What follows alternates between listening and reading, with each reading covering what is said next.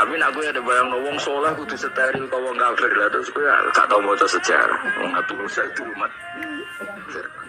Lagi kaji Nabi itu sing mati dia. Abdullah.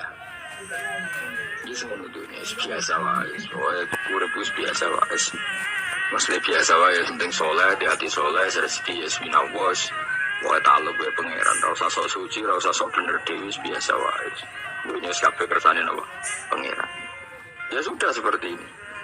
Yang soleh kayak salabah malah akhirnya suul khotimah. Padahal dulu disebut hamamatul masjid, tukang itikaf. Gak tahu mulai komited, tapi akhirnya suul khotimah. Wahsi sing mateni kekasih Nabi, rupanya mateni Hamzah, ditakdir husnul khotimah. Makanya itu ya muqallibal qulub tsabbit qalbi ala dini. Kita tidak pernah tahu.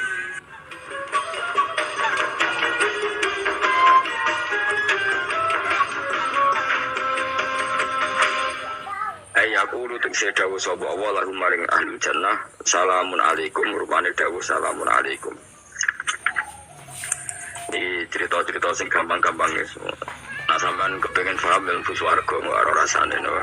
Kok angel menerang no soalnya swarga iku kepenak napa? Kepenak. Tapi sampean nak terangno swarga niku wis pokoke swarga. Ora usah bayang ilmu swarga. Dimulai saniki. Ya nak ya khisimun ya tenang karena ketika terjadi kiamat niku tak khuduhum mahum khisimun. Jadi manusia itu takdir itu seneng tukaran karena tadi sengketa yang mari tukaran pendapat baik yang masih nyari yang terbaik sama-sama kebenaran nyari yang paling benar karena manusia itu dari awal kurang penggawean. Jadi barang apik jadi berdebat no dengan yang luwih nopo apik sehingga bayangannya pangeran itu soben nak kiamat kapan saja terjadi wong lagi sibuk para padu lagi sibuk gegeran wis mesti karena tadi manusia niku mun watak dasare niku konflik ya tadi misalnya pengurus masjid bahkan mungkin organisasi perdamaian itu pas rapat ya tukaran padahal organisasi ini perdamaian nah, ya tapi pas rapat lalu solusinya apa? Solusinya begini sih, tak debat gini, padahal no, organisasi no, perdamaian, tapi ya tetap tukaran, asal cek manusia itu tukaran. Uniknya lagi manusia itu kalau ingin damai juga harus punya alat untuk tukaran. Nah orang ya tidak. Lalu kalau nanti ngaji kitab dalam salah satu kitab ada makalah gini, Iza arot ta'asulha fasta'id dalil harbi. Kalau kamu ingin damai, maka siapkan alat perang sebanyak mungkin. Karena logikanya gini ya, kalau misalnya ada bajingan atau penjahat, dia punya bom, punya pedang, terus kamu sebagai orang soleh tidak punya apa-apa, bisa nggak bergening perdamaian? Kan nggak bisa. Mereka terpaksa damai karena kamu punya senjata yang imbang. Jadi kalau musuh kamu punya nuklir, terus kayak nggak punya apa-apa, ayo damai wae. Kono kan rugi damai. Tak bom kena kok damai barang gitu. Makanya kamu harus punya senjata yang imbang. Makanya dalam tafsir-tafsir itu diterangkan ketika Allah menyuruh kita wa itu lahum mastata'tum min quwwati wa min ribatil khaili turhibu nabi adu Allah. Kamu umat Islam harus menyediakan alat perang sebanyak mungkin. Itu bukan berarti Allah menyuruh umat Islam perang terus buatan. Dalam keadaan dunia yang banyak gesekan seperti ini, orang itu bisa damai justru kalau sama-sama punya senjata. Dan itu teori itu dipakai seluruh dunia. Sekarang ini cara sing didelok wong akeh sing ora jare. Misalnya Amerika kan terkenal dikjaya, Korea Utara ben dirgani Amerika kudu gawe senjata sebanyak-banyaknya. Ya sudah seperti itu sudah teori yang dikatakan Quran. Karena manusia punya watak dolim. Watak dolim itu nak ora diimbangi ya mesti yang satu diinjak. Makanya dalam fikih Islam itu lucu. Fikih rada jorok tapi gelem ra gelem kayak kudu setuju. Ya cara fikih itu kayak dibojo ayu celek. Nek ra gelem mbok kumpuli ra wajib mbok nafakoi. Jadi kono iso ngancam gak buka duit ra tak kei. Ajane rada jorok fikih. Itu cara fikih memang gitu. Perempuan itu tidak wajib melayani suaminya jika tidak dikasih nafkah. Lucunya fikih yang merokokasi sing lanang. Dan wong lanang ra wajib nafkahi nek ora digeki iku wis ora usah terang iku opo. Jadi fikih itu karena ngikuti teori umum. Makanya Mbak Mun itu fikih kata beliau itu, aku fikih ini ra cocok, aku apa omah tapi dagangan perkara itu. Tapi memang secara prosedur fikih gitu. Mana orang kira-kira itu pancen wis ora entuk jatah kelon karena ra iso nafakoi gitu. Itu cara fikih. Memang seperti itu. Karena kira kok pola, no? Kira kok pola. Kalau nak kira kudu ganteng. Jadi orang untuk jatah sing wedok sing seneng lah itu ijen untuk jatah. Tapi harus kira elek.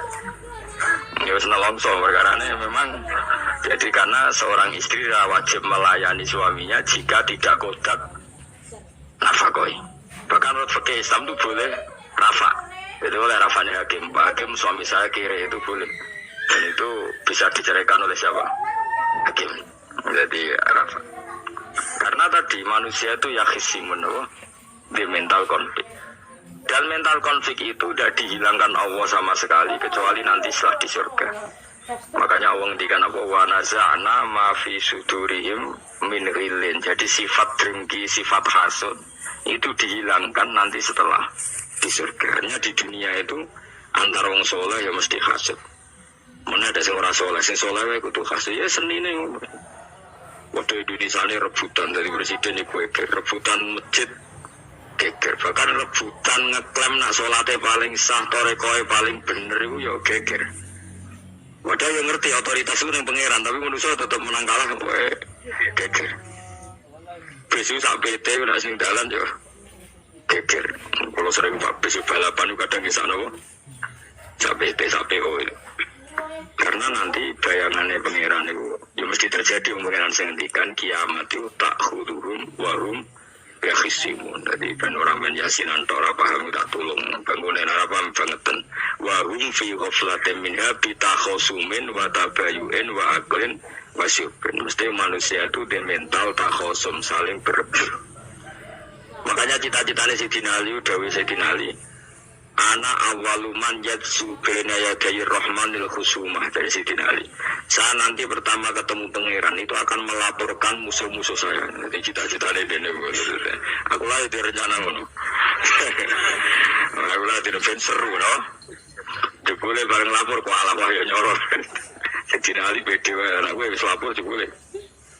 Salah. Karena apa? Ya itu tadi. Manusia itu sesuai ngono.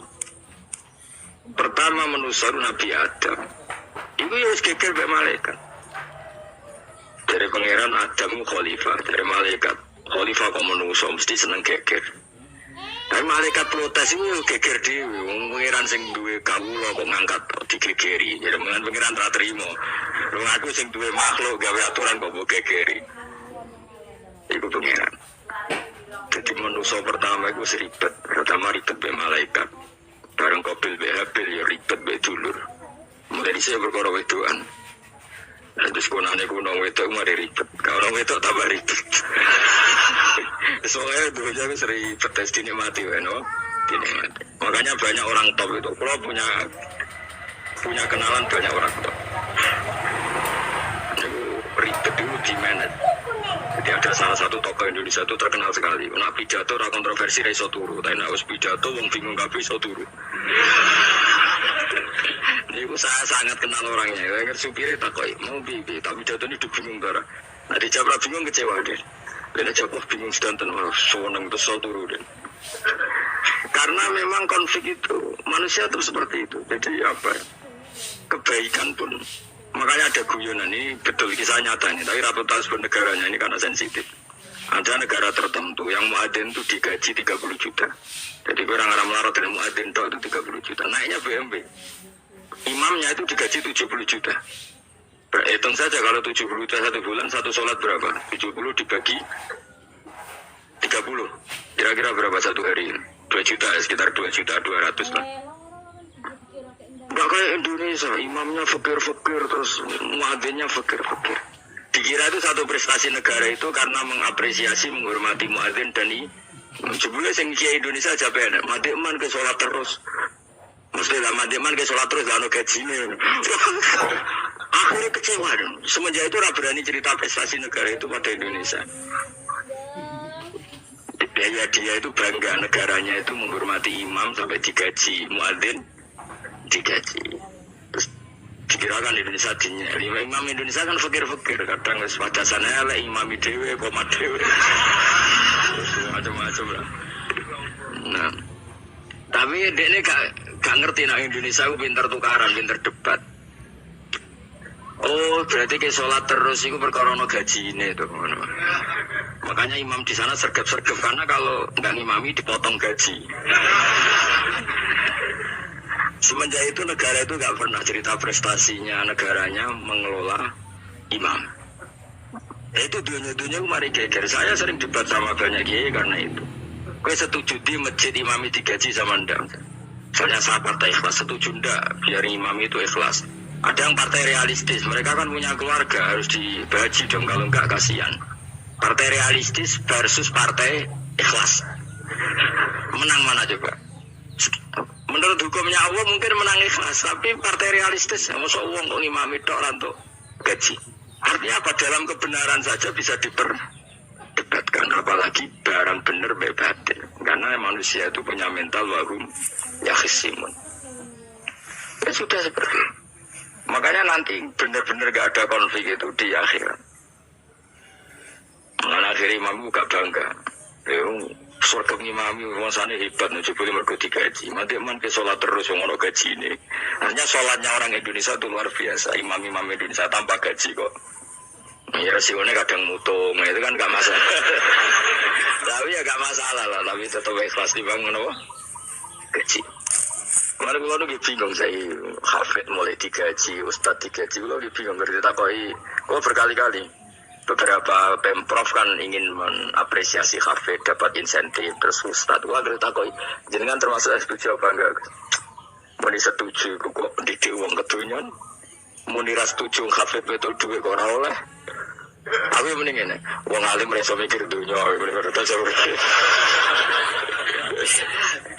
Itu yang tanya itu kadang gubernurnya tanya saya, bupatinya tanya saya, Gus di daerah mana-mana itu ustadz, guru madrasah itu dapat insentif. Cara jenengan Rembang setuju apa enggak? Aku jawab ya, melatih ustadz seneng duit, ya HP.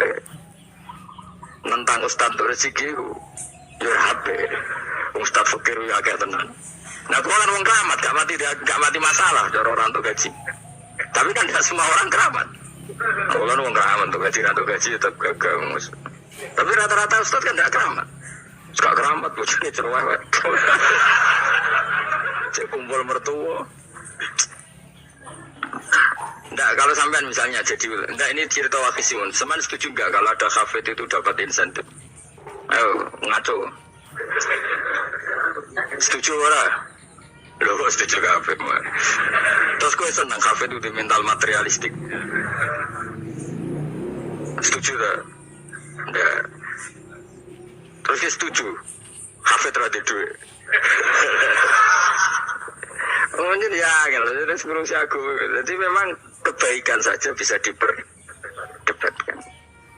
Makanya dulu kalau ulama, makanya ijtihad itu penting. Ulama dulu itu kalau gejolak-gejolakan itu dalam hal yang tidak mujma'alah, ya tentu dalam hal yang tidak mujma'alah, itu gejolak-gejolakannya itu gak pernah selesai. Karena memang sesuatu itu pasti mirip ke sana, mirip kemari. Makanya disebut ra'yuna shawabun yahtamilul khata' wa ra'yuka khata'un yahtamilus shawab. Pendapat saya itu taruhannya benar dulu tapi yang mungkin salah, tapi pendapat Anda salah tapi mungkin benar karena mirip-mirip. Misalnya zaman sahabat itu sudah jadi perdebatan gini.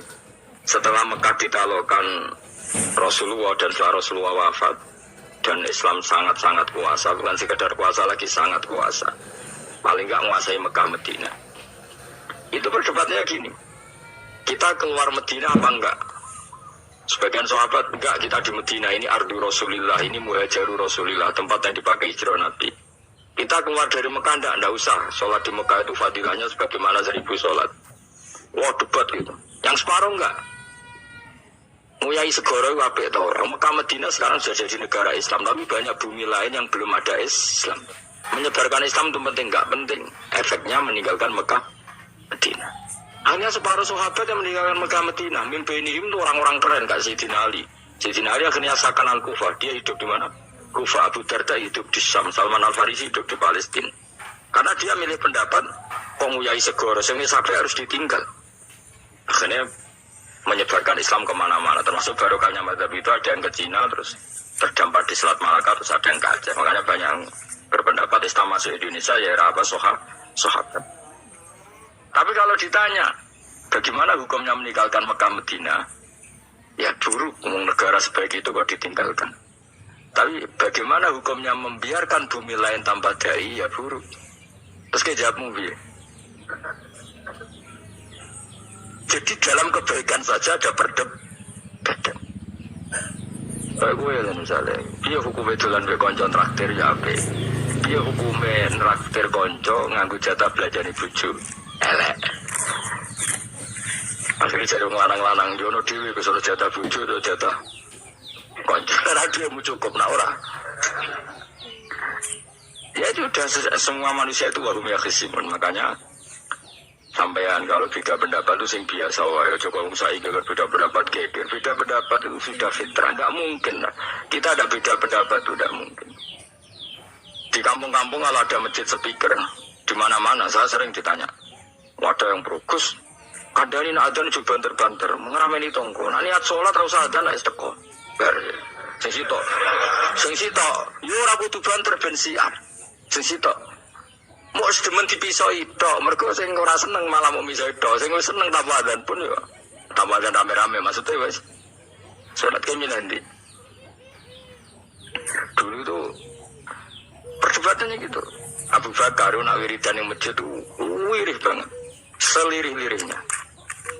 Umar nak wiridan bianter. Tapi ranggusan sistem zaman itu, tapi banter aja. Tapi sing ramai ini lah intinya sing ramai. Ketika Abu Bakar ditanya, Rasulullah ya Abu Bakrin, kenapa kamu melirihkan suara? Jadi saya itu malu sama Allah. Dia itu zat maha mendengar. Jadi saya mengeraskan suara itu malu. Kayak pangeran butuh suara keras saya. Umar ditanya, kenapa kamu terlalu keras? Umar jawabannya sederhana, betul-betul ngantuk. Makanya nggak ada satupun ulama yang mengatakan Umar itu Abdul min Abi Bakar. Gue jawabannya yuk kadang sederhana banget. Malahnya ijma ahli sunnah Abu Bakar Abdul min Umar. Gue nanti jawabannya beneran ngantuk. Padahal jawabannya Abu Bakar gue nu isin kalian pangeran yang maha pendengar kok banter-banter. Rasulullah dalam banyak hal ya gitu, ketika banyak masalah itu sahabat dungo banter-banter. Nabi dungo innakum latatuna as-somma. Kamu tidak berdoa sama zat sing budak, maka kamu gak usah banter-banter. Jadi andaikan ada istighosah pakai sound system banter-banter itu ya perlu dipertanyakan. Yang pengiran wis krungu gegere ngono lho misalnya. Tapi misalnya mazhab itu kamu pakai, terus ada pertanyaan, dangdutan saja banter, kenapa kalimat ibadah boleh banter? Masalah mana? Ya asal isi dunia itu masalahnya. Kemilan dia, ini cerita saja. Kalau manusia itu istighosah jadi tolong sama pengiran kan? Pengiran sudah dengar tawasan sistem apa enggak? Kenapa banter-banter?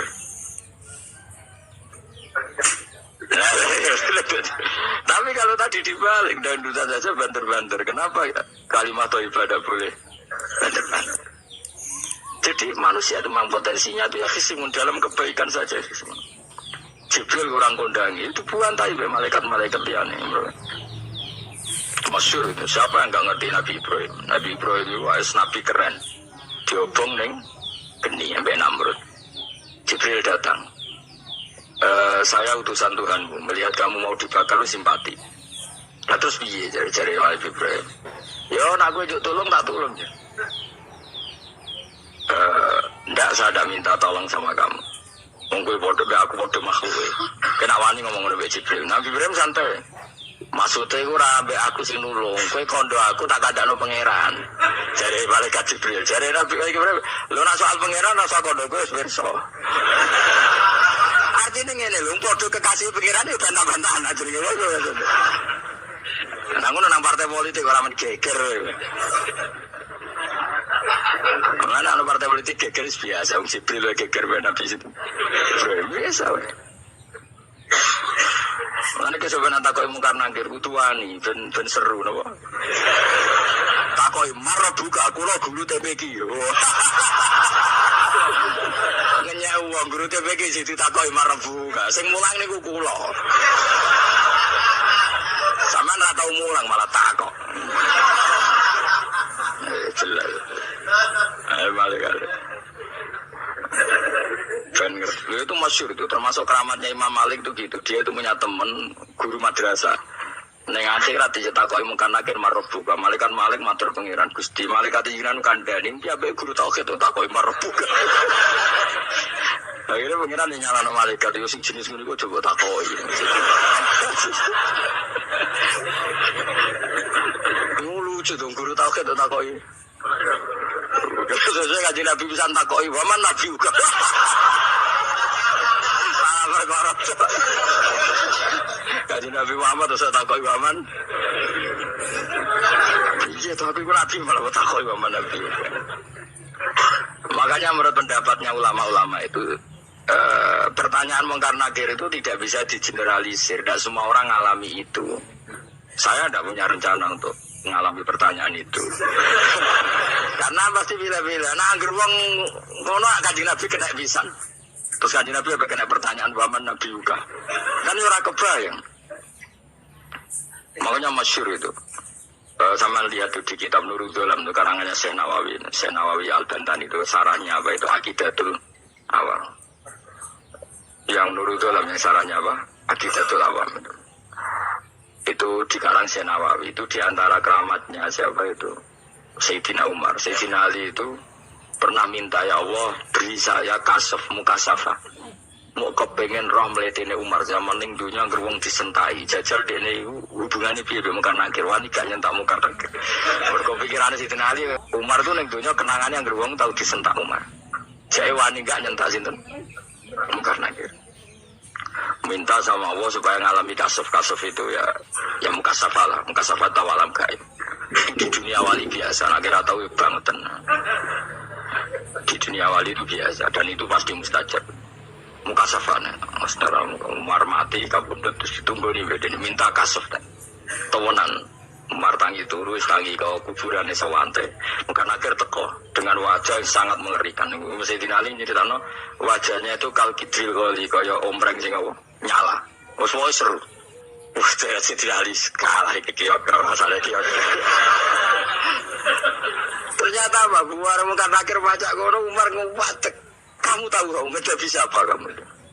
Saya ini teman dekatnya kekasihnya Allah. Ada ini nggak ada Allah kancane. Kamu tahu saya ini siapa? Ana sohibu habibillah. Saya ini temannya kekasihnya Allah. Bukan akhir mulai mikir waduh piye. Orang nyentak wes disentak sih. Ini bisa kamu pakai nanti nanti.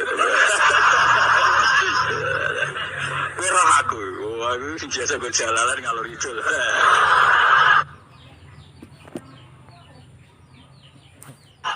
Kemudian saya mau katakan, ayo jajal motor. Ya repot. Siapa ya? Kan bodoh, ratan motor. Kan mau bodoh. Akhirnya karena akhirnya nangis ya pengiran. Nangis Gusti selama ini saya biasanya entah kenapa sekarang malah dibentak gitu. Terus kata Allah, Yusuf sopan sithik iku kon semenjak iku mungkar nakir itu punya aturan. Yes ngene aturannya, ojo prosedur teman-teman wae nek ketemu kekasihku ojo garang teman-teman. Semenjak iku sudah ada ndak sekarang itu. Sayyidina Ali ini terus oh ternyata konsisten. Maksudnya Umar itu ini akhirat pun masih main sentak. Ya bagus lah konsisten maksudnya apa? Bagus. Karena tadi manusia itu punya mental wahum ya khisimun. Itu enggak bisa enggak sudahlah. Di perdebatan kebaikan makanya rapat keluarga apa masih niate silaturahim tetap dolan ning dulur niate silaturahim bareng dulure rapati perhatian. Dolan aduh rapati tahap. Memang kan padahal niate silaturahim. Itu ada organisasi perdamaian kira-kira di internalnya banyak konflik dah. Banyak padahal jenis organisasi perdamaian. Coba itu bom-bom dari Amerika atau mana itu kalau bom negara tertentu kan karena negara ini apartheid atau apa. Tapi untuk berdamai juga melewati apa? bom dulu. Untuk memaksa satu negara gak perang, dia dipaksa dengan alat perang. Coba Indonesia dijajah Jepang tuh mau pulang karena dipaksa sekutu. Jadi untuk damai saja dipaksa dengan alat perang itu tuh. Betapa ada idealnya dunia, untuk damai saja harus perang. Makanya idza aradta sulhan fasta'id dalil harbi. Kalau kamu ingin damai pun harus menyediakan alat perang. Karena kalau nggak punya apa-apa pasti diinjak-injak.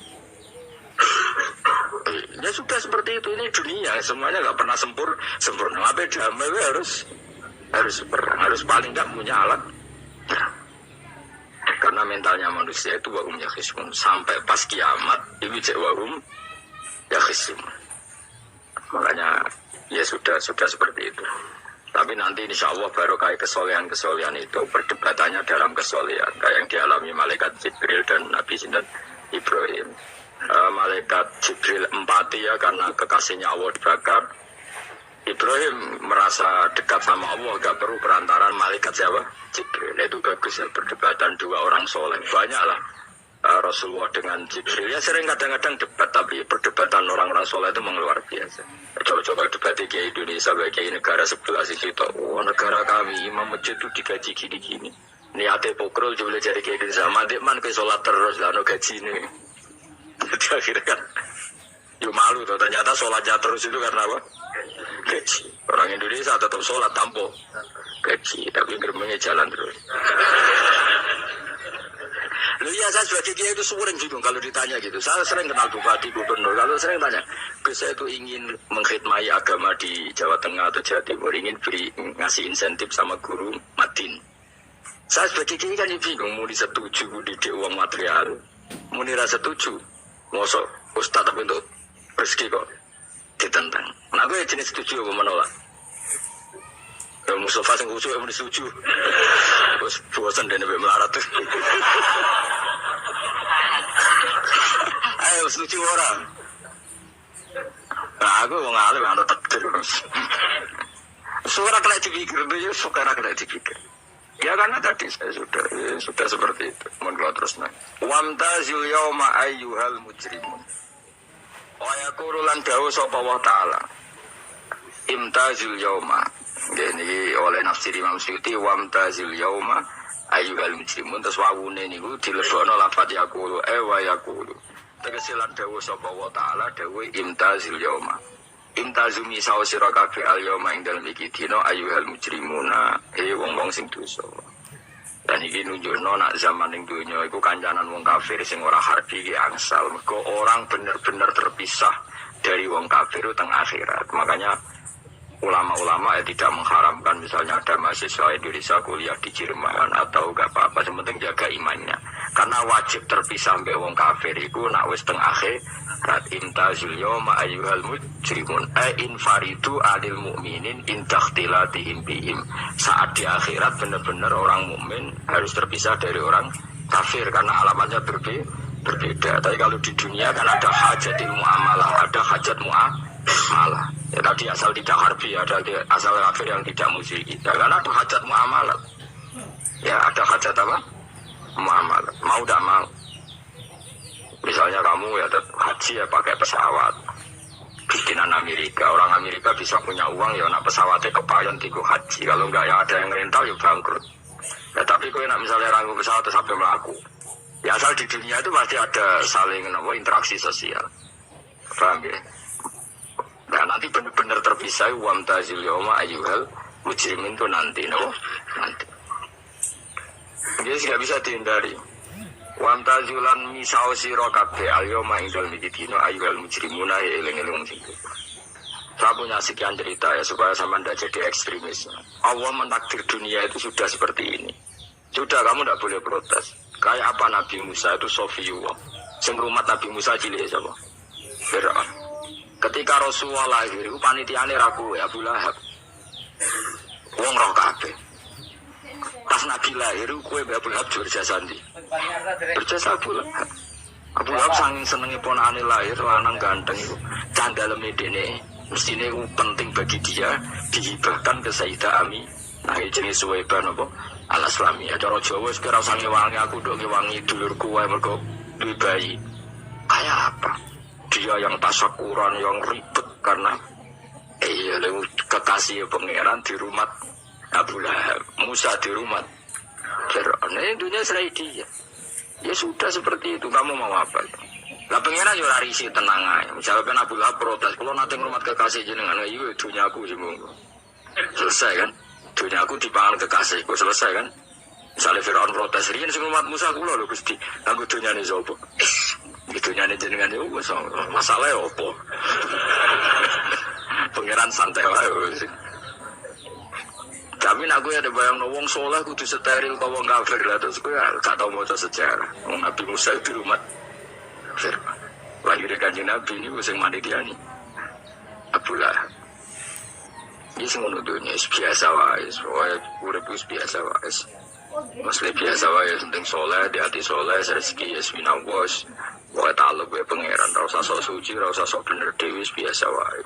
Dunia kabeh kersane napa? Pangeran. Ya sudah seperti ini. Yang soleh kayak salaba malah akhirnya suul khotimah. Padahal dulu disebut hamamatul masjid, tukang itikam. Gak tahu mulai ke masjid, tapi akhirnya suul khotimah. Wahsi sing mata ini kekasih Nabi, rupanya mata ini Hamzah ditakdir husnul khotimah. Makanya itu ngojamu qalibal qulub tabbit qalbi ala diri. Kita tidak pernah tahu. Nah kenapa kalau saya ngaji PD, mereka aku muji pangeran, saya tidak pernah mikir awakku, tak penting awakku, penting muji pangeran. Ngaji itu artinya kan muji pangeran, muji ilmu nih, pangeran ya sudah selesai. Itu aku itu mau aku mikir awakmu dewi. Mulane itu ngombe ngaji ku derajat tidur, ngaji, mergo ngaji muji pangeran, nanti mau mikir awake dewi. Makanya masyhur itu ada dua kelompok di masjid, yang satu diskusi halal haram, yang satu berdoa. Nah, terus Nabi keluar dari rumah berdiri sempat ragu, saya kemana? Akhirnya Nabi ngendikan mereka itu berdoa kalau Allah mengabulkan ya disembadani. Tapi mereka belajar halal haram. Itu perintahnya Allah, saya sebagai Nabi. Terus akhirnya Nabi gabung kelompok yang belajar halal haram. Karena belajar halal haram artinya ingin menghidupkan hukumnya Allah Ta'ala. Tapi nak wong donga kepingin iku kabul kajate. Intine mikir awake dhewe. Makanya saya termasuk ulama yang saran berdoa. Tapi ya berdoa tapi kadang-kadang. Nah, gue kan gak kontribusi ning agama rapati ora itu. Oh, dasar murahan. Ya tapi piye mulang ya ora payu. Jadi kadang-kadang gue dibandel. Jadi kan mulangi payu Gus. Lah ora payu sedunga ngono. Ya tapi aku ngerti. Pangeran ra bakal nyembadani barno ra Gus. Pangeran yo paling istri sithik ngono cukup ngono. Kalau termasuk orang yang nggak setuju ya kalau orang sholawatan terus berlebihan tapi khidmah ini Nabi kurang. Maksudnya gini loh, sholawatan berlebihan ya. Redaksi sholawat tentang Nabi itu kecil. Bukan sholawat jumlahnya enggak. Redaksi tentang Nabi itu kecil. Sementara tentang keinginannya itu saya tidak suka. Saya suka sholawatan itu ya yang nyifati Nabi banyak. Kemudian keinginannya kecil. Itu bagus. Kayak Ihya Abdul Hasan As-Sadili itu. Kalau dungo itu jalur maswidik paling baris paling terakhir. Misalnya gini, nahmaduka ya man wa huwa la ilaha illa anta rahmanur rahim, itu langsung in sampai nyifati Allah itu 99. Buar ngono nganti berkuras-kuras. Lagi terakhir mau jalur dungo sidik kan. Aku kan enggak muni muji Allah mau basa-basi tok. Alhamdulillah rabbil alamin wassalatu wassalamu ala Muhammadin. Mau go syarat tok. Bariku Allahumma inna nas'aluka nganti tolong lari. Tolong halaman. Tapi pas uji pangeran, alhamdulillah rabbil alamin wassalatu wassalamu ala Muhammadin. Bariku terus dungo jaluk mapan tolak buala. Oh, aja. Mana cari pangeran? Muji kekasihku suwidik dongane kecangkeman. Nah, saya juga suka di situ. Harusnya sholawatnya itu yang panjang. Maksudnya nyifati Nabi yang panjang. Baru mintanya sedikit, itu bagus ya. Biakhlak. Makanya saya diantara sholawat yang senang itu sholawatnya Habib Ali Al-Habsyi yang arah sing tutur. Kalau beliau baca sholawat itu sholatan yattasilu biha ruhul musolli alaihi bi bayam basitu fi qalbi sirru nuri ta'aluki bi wa hubbi wa yuktabu biha bi inayatillahi ta'ala fi hisbi. Jadi dia baca sholawat itu, ya Allah berikan sholawat kepada kekasihmu Muhammad. Dengan sholawat ini rohnya saya, roh musolli itu rohnya saya yang membaca sholawat bisa sambung dengan rohnya Rasulullah. Dan setelah sambung saya terhitung sebagai orang yang mencintai Rasulullah. Dan saya berharap dari cinta itu saya tertulis sebagai umatnya. Nah, gue kan enggak mau sholawat itu mau redu. Saya termasuk orang yang enggak saya loh. Ya. Tapi ya tetap baik dibanding nganggo primbon ya satu sholawatan ya. Tapi boleh punya etika lah dengan Rasulullah itu kalau dungo nyifati Nabi yang baik. Kan banyak itu sholawat yang seperti yang saya misalnya di kitabnya Sayyid Muhammad ada Allahumma sholli ala sayyidina Muhammad nuri kalame allazi. Wah nyifati Nabi itu sampai panjang lebar baru menceritakan hajat. Kalau kamu kan enggak nyifati Nabi basa-basi musiki kan. Malah kadang orang misalnya ala Muhammad. Kok ala Muhammad muni sayyidina aja disoal. Misalnya terus dari keuntungannya apa? Panjang. Saya termasuk yang enggak setuju. Karena itu menurut saya kurang etika. Makanya Rasulullah itu kalau berdoa, kalau doa nyifati Allah, coba tak beri satu contoh saja. Doanya Nabi. Alhamdulillah hamdan yuwafi ni'amahu wa yukafi'u mazidah ya Rabbana lakal hamdu kama yanbaghi li jalali wajhika 'azimi sultani la nuhsi sana'an 'alaika anta kama asnaita 'ala nafsik. Itu sudah berapa itu nyifati Nabi? Itu belum doanya tuh. Nah kamu kan enggak Allahumma alhamdulillahirabbil alamin Allahumma ya Allah di hajati gremen seramu tuh kan jangan kata-kata wali nah coba kula itu sisih dene kula sering ngamini dongane wong ngono tapi ning atiku amin maksudnya amin barno mawon Gusti tapi aku amin tapi amin barno mawon Gusti wong ora jelas ya betul. Jadi aku muni amin tapi amin barno maksudnya. Ya Allah barno amin maksudnya. Jadi karena tadi setahu saya doanya para nabi, para wali itu memang seperti itu. Jadi Pak itulah doa tadi aja yang saya sebut itu berapa kalimatnya? Apa? Alhamdulillah hamdan yuwafi ni'amahu wa yukafi'u mazidah ya Rabbana lakal hamdu kama yanbaghi li jalali wajhika 'azimi sultani la nuhsi sana'an 'alaika anta kama asnaita 'ala. Enggak terhitung pujian saya kepada engkau sebanyak engkau memuji pada diri engkau sendiri. Allahumma inni a'udzu biridhoka min sakhatika fi mu'afatika min 'uqubatika wa bika minka. Allahumma sholli bi jabarutika wa bi khawfika. Panjang sekali doanya wali-wali itu, tapi semuanya mensifati Allah. Bahkan banyak yang kemudian lupa enggak doa. Coba haji, doa haji itu coba. Labbaik Allahumma labbaik la syarika lak innal hamda wa ni'mata laka wal mulka la syarika lak. Wa ni'mat itu kan labbaik saya siap melaksanakan perintahmu ya Allah sa'daik. Engkau yang punya pujian, engkau la syarika lak lakal. Itu malah enggak ada, jarang malah ada doanya. Itu kalimatnya talbiyah semua. Allahumma antal azil akram itu sudah seperti itu. Karena tadi al-mu'min yashghaluhu sana 'ala Allah min ayyakuna li nafsihi dzakiran. Mukmin sejati adalah sibuk memuja Allah sampai lupa jatah dirinya sendiri. Nah, gue kan gak mujini Allah basa-basi, dongane tenan. Itu jadi makhluk aneh, itu jadi hubungan sampai pengiran itu aneh. Ya tapi jangan rapakat wali, semuanya ikut jadi semuanya ikut. Ya dong ngono, mari wali kakean malah gak elit. Jadi, tapi saya mohon itu di sholawat itu usahakan jumlah paling enggak jumlah sholawatnya banyak, doanya sedikit. Paling enggak misalnya kamu tidak punya kalimat yang apa baik ya mau sholawat yang 100 juga ada salah biar wiling-wilingan apa kita menyebut kekasihnya Allah lebih banyak ketimbang kita menyebut hajat kita sendiri ya gitulah. Paling enggak punya etika seperti itu ya. Kalau kamu enggak punya sewot-sewot sing keren, bacalah sholawat berapa 100 terus cerita awam Gusti utang kula kathah mengira jawab seroh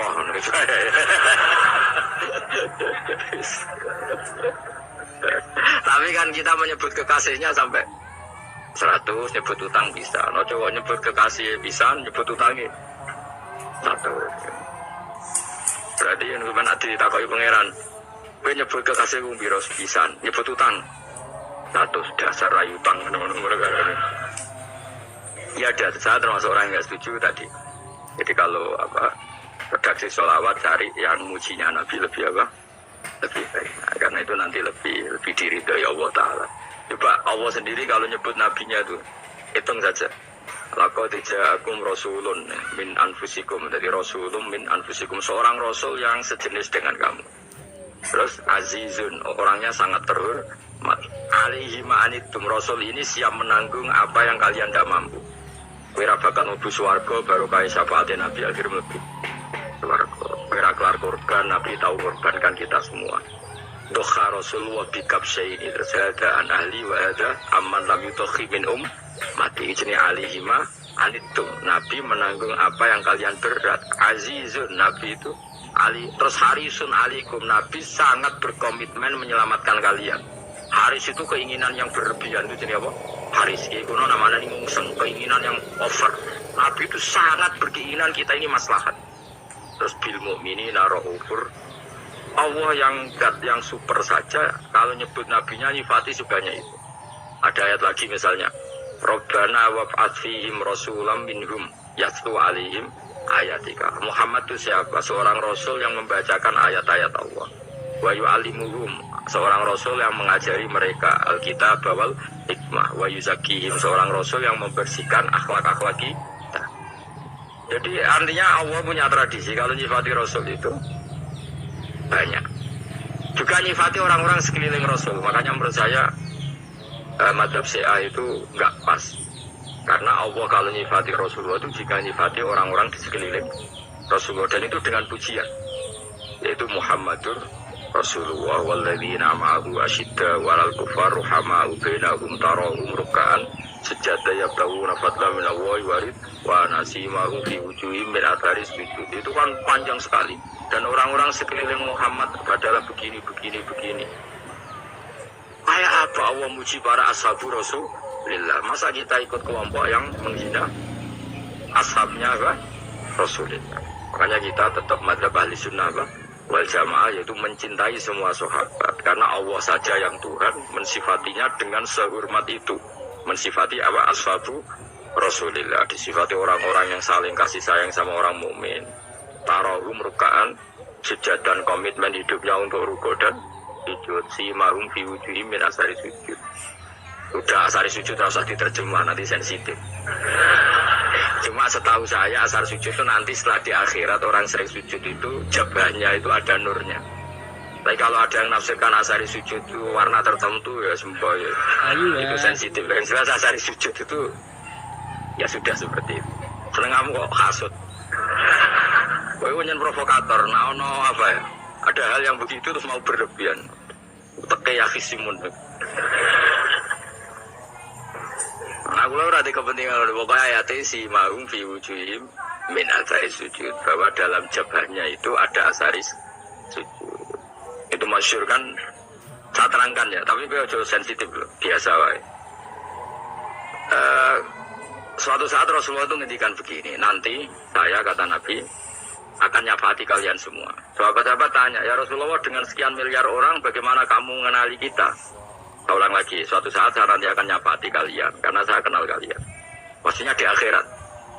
Ya Allah, di akhirat. Terus sahabat tanya, ya Rasulullah bagaimana engkau mengenali kita sementara nanti di akhirat bermiliar-miliar orang gitu. Terus Nabi ngendikan gini, jika kamu punya unta dengan tanda tertentu, saya ulang lagi, jika kamu punya unta punya tanda tertentu, dalam jidatnya ada begini, dalam tangannya ada gini, dalam kakinya ada gini, maka apa kamu bisa membedakan untamu dengan unta orang lain? Ya bisa ya Rasulullah, karena unta kita khas. Misalnya kaki depannya ada putihnya, kaki belakangnya ada putihnya, dalam badoknya ada putihnya.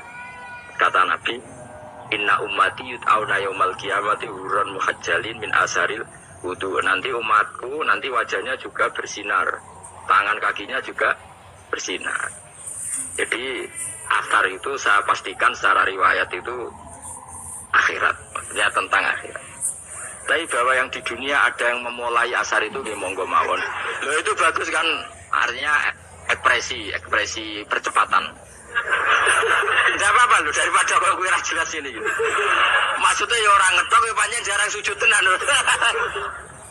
Gue serasa sensitif, tapi yang jelas ya nanti ya soben kiamat ruang samu nanti hisab itu nanti kalau hitung hanya sekitar 3 jam. Hisabnya sak dunia itu hanya sekitar, karena malaikat tuh tidak kesulitan sama sekali.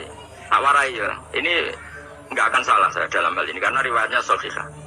Kenapa hisab itu hanya butuh rubu'un nahar, seperempat dari siang enggak? Anggap saja siang itu 6 jam atau 12 jam itu aja terserah. Kalau 12 paruhnya akan 6 ya. Seperti seperempatnya berarti 3. Itu gini. Jadi nanti di mahsyar itu kan yaumatab jadu wujuh wa taswaddu wujud. Sudah yang kafir itu gelap, hilang. Wajahnya, tubuhnya semuanya gelap. Yang mukmin itu semuanya terang. Jadi sudah yang tabyadu wujud atas suatu wujud otomatis terus tingkap. Terus pergerakannya itu delalah yang tabyadu wujud itu ke kanan, yang taswadu wujud ke kiri. Maka kamu jangan punya sinar yang kelap-kelip, nanti kena bego yang karena gak jelas tadi. Maka kamu harus sinarnya yang sejelas-jelasnya. Quran muhajjalin min asaril. Bila perlu nur kamu sampai menembus langit saat itu. Makanya ketika orang mukmin sudah nurnya ada di muka, ada di tangan, masih ngedikan Rabbana atmim lana nurona, karena takut masih kena bego tadi. Karena kalau hanya wudhu tok, sikil tok kan, bayangkan di miliaran orang kan bisa agak kelihatan. Tapi kalau nurnya sampai nembus langit kan, itu siapa kok nurnya sampai, kan malaikat langsung tahu.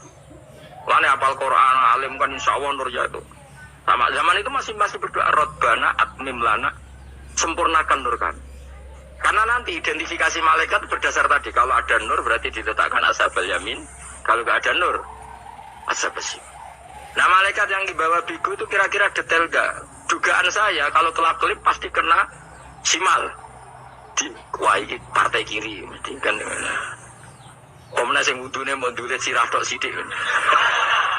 Karena anak madzhab Syafi'i. Sebetulnya meskipun itu aspeknya kalau bakso sirah itu kabeh ben ora kelap. Kelip mana-mana.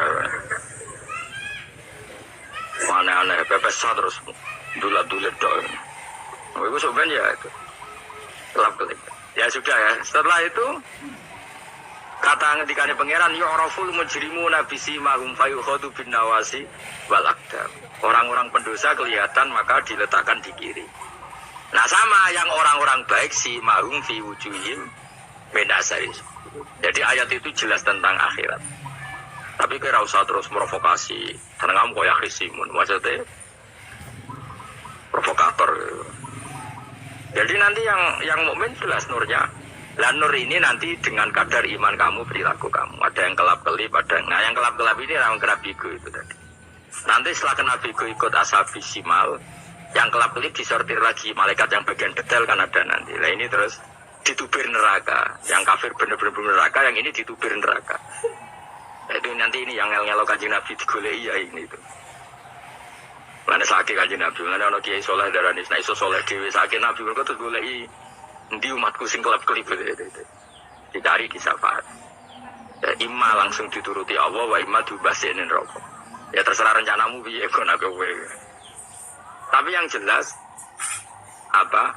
Kiamat itu cepat sekali karena tadi ada identifikasi tadi. Makanya hanya cukup 3 jam karena tadi yang jelek kelihatan jelek, yang baik kelihatan baik. Makanya cepat. Ya oraful mujrimuna bisimahum, orang pendosa dikenali lewat alamatnya yaitu taswadu apa? Wujud. Kalau orang baik dikenali lewat tabyadu wujud. Nah terus setelah nyingkir, ini ngono tawarai kiamat. Setelah nyingkir, itu faduri babe nahum bisuril lahu bab. Setelah tersingkir tadi, terus lalu ada pintu penghalang, pintu pemisah. Nah pintu pemisah tadi yang sisi kanan langsung jadi surga, yang sisi kiri jadi neraka. Itu disebut faduri babinahum bisuril lahu bab batinu fi rahmatu wa dhahiru min kibalihil adab. Yang pintu arah kanan otomatis wilayah surga, yang pintu kiri otomatis wilayah neraka. Nah problemnya ketika penutupan pintu itu udah yang kelap-kelip katut kemana ini yang makanya kamu jangan malok partai yang apa kelap-kelip yang gak jelas itu koalisi kemana ya. Kalau partai besar kan iso nyalon presiden, partai kecil ini kan ikut mana ini kan. Sing sangi sore 1%, 2% ini kan repot. Loh, coba misalnya nur kamu 2%, berarti gelap kamu kan 98%. Kira-kira malaikat mengkategorikan kemana coba? Ayo jawab. Gelap, loh kode semangat. Padahal itu bagian dari kamu. Kalau satu tubuh itu sinarnya hanya 2%, kira-kira kategorinya itu partai gelap, partai terang. Kode semangat kok ya ini. Berarti kegaruk kemana? Kiri. Tapi bisa saja malaikat cara berpikir gini. Tapi kok ada cahayanya ya? Padahal kata Allah, yang bercahaya ashabul yamin. Kan nggak ada bilang cahaya terang. Bisa saja malaikat, alhamdulillah berpikir begitu. Ya nanti kita rayu saja supaya berpikir ini kan. Yang penting ada cahaya. Kan Allah tidak bilang terang apa kelap-kelip. Ya mungkin saja asal ada cahaya dikategorikan lahu nur, punya apa? Nur. Tapi yang jelas saat itu pun yang sudah punya cahaya masih berdoa Rabbana atsmim lana nurona, ya Allah saya mohon sekali nur-nur kami sempurna. Jadi ini saya bantu teman-teman yang hafid-hafid supaya tahu maknanya ya. Dan yang nggak hafid ya dengar ya, kalau nur itu penting. Makanya Nabi itu kayak apa, Nabi itu orang super itu kalau ngedikan qomat almin fauqi nuran wa min tahti nuran wa an yamini nuran wa an simali nuran, sampai terakhir Nabi masih mendoa untuk dirinya waj'ali nuran, dan semua tubuh saya jadi nur. Jadi Nabi sudah gitu, ya Allah jadikan sisi depanku nur, belakang kami nur, kanan nur, kiri nur, terakhir itu apa, waj'alni nuran, dan doa semoga semua tubuh saya jadi. Itu termasuk doa yang sering saya baca. Karena saya takut kelap-kelip tadi, ini bahaya ini kalau malaikat. Saya tidak tahu cara berpikir malaikat tadi. Apa ngitung 98% maka dikategorikan apa? Gelap, apa dihitung nurnya saja? Wong instruksinya Allah kan yang ada nur ashabul yamin. Meskipun kelap-kelip kan punya nur. Saya tidak tahu nanti ikut 2% ikut mana kalau di partai koalisi? Ikut yang menang biasanya, ikut yang apa? Ya paham ya, makanya saya mohon kalau wudhu itu usahakan sempurna, terutama wudhu sholat. Kalau nggak wudhu sholat itu sebaiknya nggak sempurna, supaya ada bedanya wudhu sholat sama wudhu tidak sholat. Rasulullah itu masyhur gitu ya, Rasulullah itu kadang tawaddu'a wudhu'an khafifan, wudhu yang sederhana, yaitu hanya sekali-sekali dan tidak sempurna. Ketika ditanya as-sholat ya Rasulullah, tidak. Misalnya saya habis makan, mau tidur, biasanya ya wudhu, tapi tentu tidak perlu sesempurna kayak wudhu sholat, biar ada bedanya. Rasulullah juga gitu, beberapa kali beliau wudhu tapi tidak sesempurna wudhunya untuk sholat. Masyhur itu di riwayat tawaddu'a wudhu'an khafifan duna wudhu'i lis sholat. Tapi kalau wudhu untuk sholat asbaghal wudhu, menyempurnakan wudhu. Jadi supaya ada bedanya wudhu sholat dan wudhu tidak sholat. Lagi gaung reso ngaji bodoh. Abu Bakar ya gitu, orang poso sunat hanya dia anak buka dimarahin. Istrinya pernah nyediakan buka beliau untuk puasa sunat, itu embernya dipecahi Pak Abu Bakar. Ditanya kenapa gitu, apakah kamu akan menyaingi Ramadan? Jadi gak boleh memperlakukan puasa sunat kayak Ramadan. Ya biasa aja kalau puasa sunat tuh Allah apa buka kolak apa Ramadannya ya iri tuh, ini gimana kok saya disaingi ini. Jadi KB itu ada proporsinya, ada apa? Makanya megang Quran ya wudhu, megang wudhu. Nah tapi gitaran terus wudhu, pengiran tersinggung. Iya kok om jaga gitar wudhu. Jadi gak boleh kebaikan disaingi itu juga gak boleh. Bapak gue sergap wudhu sampai nyekel gitar. Ya untuk Quran tersinggung, wasem mana gue gak sembunyi kan. Malaikat panitia kan ya tersinggung. KB itu kan ada proporsinya, Pak. Ada proporsi. Itu hebatnya Rasulullah. Jadi kalau beliau wudhu, bahkan wudhu itu wudhu li sholat sama tidak sholat itu. Misalnya sholat sunat tuh kamu mampu ngadeg boleh nggak duduk?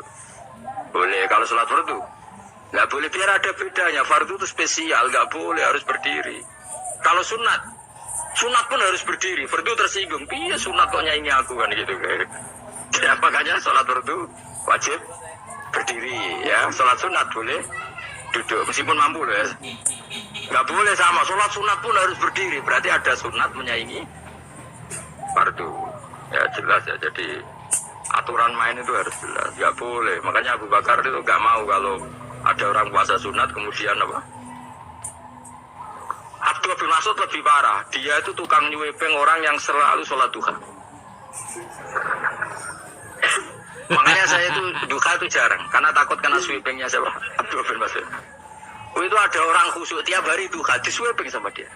Apakah kamu menjadikan sholat ini jadi fardu? Kok lakoni bedino? Awas nampak lakoni bedino. Daerah akhir duha dilakoni bedino. Perkara ini butuh duit. Oh itu kalau zaman Abdul Mas'ud kena sweeping apa? Karena berarti menandingi far. Ya sepera usah anut ilmu ku bahaya jadi sensitif. Cuma ini kan ilmu tetap tak utarakan biar kamu tahu. Gak boleh fardu disaingi itu gak. Coba kan banyak ketentuannya tadi. Contoh paling gampang itu apa? Kalau sholat fardu boleh, nggak boleh apa? Duduk. Sholat sunat boleh duduk.